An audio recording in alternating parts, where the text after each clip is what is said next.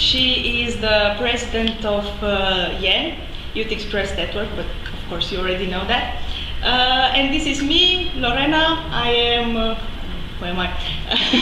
I'm a former participant of YEN and recently entered into the YEN sales.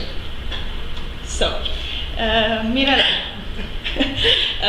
why don't we start with telling us how did you meet YEN? I met YEN a long time ago. It's almost 10 years ago. I met Brigitte and Veronique and Manuela, the staff of YEN, in a project in Mulhouse. I was part of the local youth council here in Timișoara, and I remember that a group of us from the local youth council went to an international project in Mulhouse, next to Strasbourg, for youth exchange, and the project was facilitated by the team of YEN, and I had a great time. I didn't know, I mean, I heard about YEN, but I didn't know much about it. And I remember that I think 1 year later or 2 years later, I actually found out that the organization that I was volunteering for, which is still the Intercultural Institute of Timișoara, was actually a member since a long time ago of Youth Express Network, and the youth worker that I was working with, Romina, she recommended it to go in a mobile seminar in Armenia, Turkey, and Georgia together with YEN called Noah's Ark.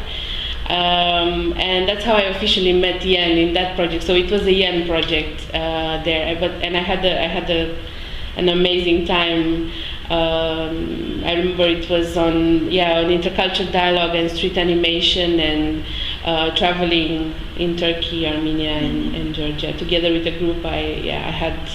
It was the best project that I've ever been in, and at that time, and that's how I met YEN, and that's how there was the place that I knew that, wow, I want to be part of more projects like this, because I learned a lot, and then I had a lot of fun, made a lot of friends. So yeah. Wow, that is so great. Yeah, I think maybe it's normal, but it's really great that you started as a participant and then go through all the steps. I guess I don't know, but I think you did. Yeah, it was a nice progression from being involved little by little, step by step, a little bit more until being part of the board. Mm-hmm. Yeah, it was a natural progression, and it made me, having this opportunity, it made me more committed and more, it helped me grow a lot. So. Yeah, of course. I think it comes natural. But speaking of this, how did you choose to become a board member of YEN? Yeah. It's a long story. It's a long story because when I first started going as a participant in YEN projects, I went together with Emilia, who is my best friend, and she was also part of the local youth council. And we had the same path in YEN. We were participants, and then had the opportunity to be facilitators and trainers as part of the YEN Say human pool of resources, and we wanted more. And our mentor and friend Romina, she was part of the board back then when we were only participants, and we were always hearing stories of how it is to be part of the board, and what YEN is up to and what it's doing, not only in projects but also at local level in Strasbourg and at European level. And we wanted, I said, we want to do that. We want to do more. We want to be more involved. We started representing YEN in some events, and then in 2013, I think, it was the last year when Romina was part of the board, and she felt that she needs to give back, and to continue the legacy and to support someone else, another young person to be part of the board and grow there. And so we both wanted it. It was a really interesting story because me and Emilia, we both wanted to be part of the board, but it was not possible that both of us were there from the same organization. So together with Romina, we made this decision, and I was confronted with this news that it was the GA there and the training of trainers, and I remember that I got the news like in almost the last evening that you should candidate. We are supporting you to candidate, and it was great that I got this opportunity, but at the same time it was really sad for me because me and Emilia had the same path and we wanted the same thing, and in the end I got it, and she didn't. So, but this is how I became a board member. I was really invested. I was really encouraged a lot by the Yen staff, by Vero, by Brigitte, by Manuela, by Romina, by all the people that I met in Yen board and in participants or sayers. It's a really supportive and nice community of people, and I never doubted that I will be part of it in a way or another. So I'm glad that in the end it turned out like this, because I'm in the board since 2013, and I'm still super committed and super happy to do all of these things. The time is coming for me now soon, one more year to pass over to another young person that can take this place and grow and do the best for the network. So that's more or less the story in many words, but that's the story of how I keeping up with the tradition. Keeping up. I think it's important to encourage young people to be part of the board and to have this experience, especially when they participated in a lot of projects and they have the experience. They were also facilitators or trainers. They work with young people back home. They work with young people with fewer opportunities, or they are themselves part of this label or category. I think it's important to encourage them to see how it is to manage an organization and to take decisions and to be free and to be in a community that's supportive and helps you grow in this way. So, So after this great story and full of details, I'm very yes, full of details. I'm very happy that you told me, and also everybody that will watch this about this. I think it's a great story. But what I want to ask you now, it's whether your time in the board of Yen, what were the most challenging memories that you have, or I don't know, special moment, or? I think there are a lot. I mean, especially because I was that long, and I still am. It's 5 years already in the board. I think there were a lot of challenging moments. A lot of challenging moments, a lot of special moments as well. I don't know. I remember being in the thing that came to my mind right now. I remember that it's not really connected to the board, but I was part of the board at that time. And we did this really interesting project in Poland, and we don't have any members in Poland, or we were partners with an organization from there, but they were not members. And I remember that we did the project in a period that we didn't have any local help or local volunteer from there for the project. So us, the team of facilitator and the team of organizers from the office, the coordinators, we had to manage by ourselves, and the location was on a hill in a village in Poland, like country road going up on the hill. And I remember we were like really isolated. A lot of participants that were surprised that we were there, but it was special because I remember the project there being challenging in the sense of the topic, but also the location and what we managed to do there with the participants being so so alone on a hill on a Poland in farm with a lot of challenging things that happened during the project. I'm not going to tell them here right now because but I love this type of projects and that we do in different locations where our members or partners work. For example, we had projects in Milcoveni, in Romania, in a camp, experiencing 100%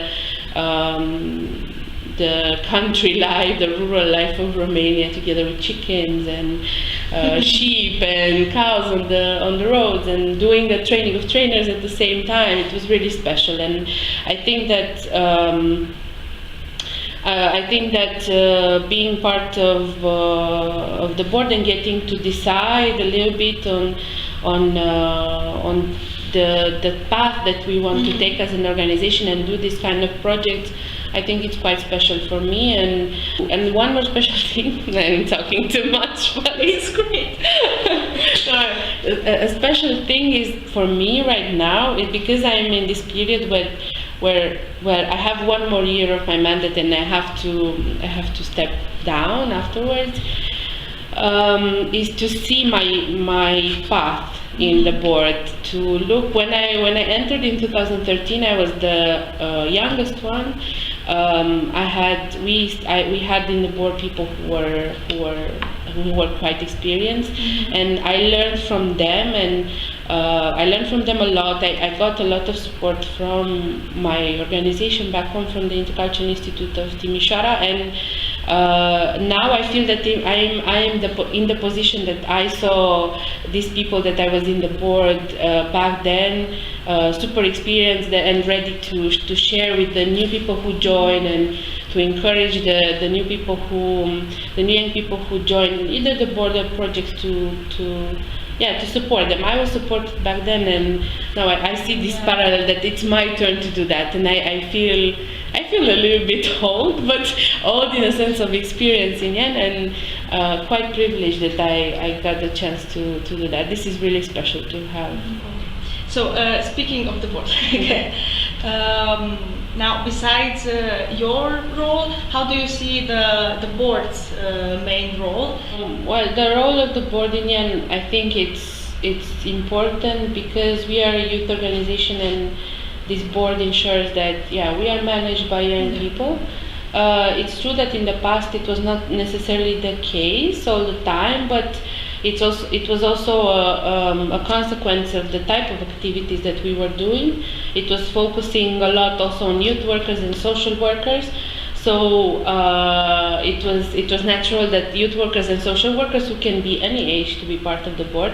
But I'm quite happy that this changed, and now that we have a board of young people, I think it's important to support young people always, and to support them at this level, to entrust them with this decision-making power, and with this confidence that yes, they can be part of the board of an international organization. They can do all of the work that is required, and they have the trust of all of our member organizations to do so and to represent them at European level, because it's not the case all the time at local level, especially to have youth organizations that are actually led and managed by young people. We have young people as beneficiaries, we have young people as volunteers, but not all the time we see young people in the management, decision making, them taking the decision to deciding, okay, this is our budget for this year, this is our path for this year. It's not all the time happening, and I think Yen provides a really good example that it should be done, and for youth organizations, and it's not easy, but it's a good way of empowering young people, especially the young people that we work with. So. Yeah, I agree. But I'm also young people, what can I say, right?